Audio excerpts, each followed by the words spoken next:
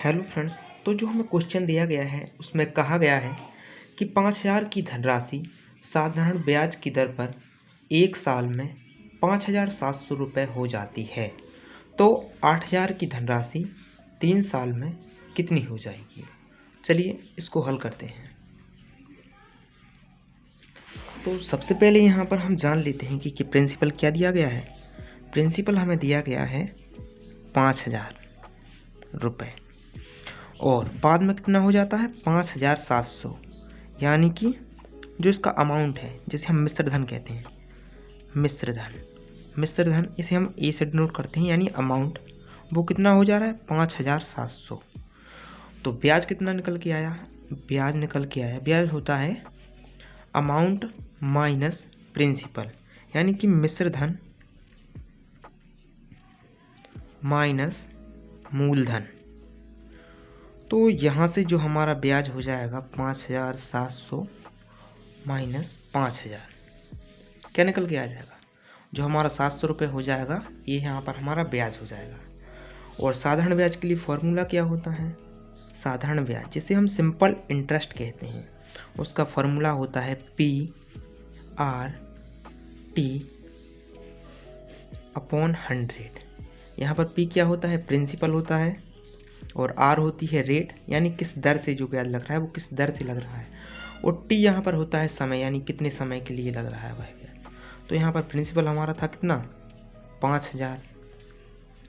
R हमें दर पता नहीं है तो हम इसको लिख देंगे R, और समय कितना था 1 साल, क्या कहा था 5,000 की 1 साल के लिए, तो समय हो जाएगा 1 साल। यहाँ पर हम बटा में लिख देंगे 100, 2 जीरो से यहाँ पर 2 जीरो कैंसिल हो जाएगा। और यहाँ पर SI यानी कि सिंपल इंटरेस्ट हमने क्या निकाला था, हमने निकाला था 700, तो यहाँ पर हम लिखेंगे 700 और इस तरफ लिखेंगे 50 इंटू R। 1 जीरो से 1 जीरो कैंसिल आउट हो जाएगा, तो यहाँ पर हो जाएगा 70/5 R।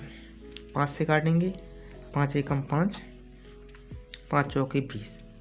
तो यहाँ पर जो हमारी R की वैल्यू निकल के आ गई वो कितनी निकल के आ गई 14%, यानी कि जो 5,000 रुपये था वो 14% की ब्याज की दर से 1 साल में 5700 हो रहा था। तो हमें निकालना क्या है 8,000 की धनराशि के लिए, तो आगे हम लिखेंगे कि क्या ऐसा ही निकालना है।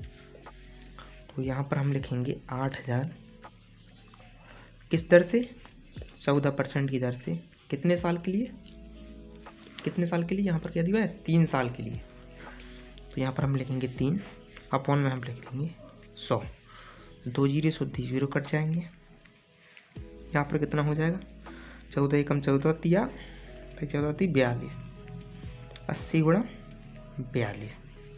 अब हम इसका गुणा करेंगे 0 8 16 8 चौके 32 और 1 33, यानी कि जो हमारा ब्याज हो जाएगा 8,000 पे वो कितना हो जाएगा 3,360 रुपये। 3,360 क्या हो जाएगा हमारा ब्याज हो जाएगा, किस धन के लिए 8,000 के लिए। तो हमें सबसे ऊपर क्वेश्चन में क्या पूछा गया था 8,000 की धनराशि 3 साल में कितनी हो जाएगी, यानी कि धनराशि हमसे पूछा गया था मिश्र धन।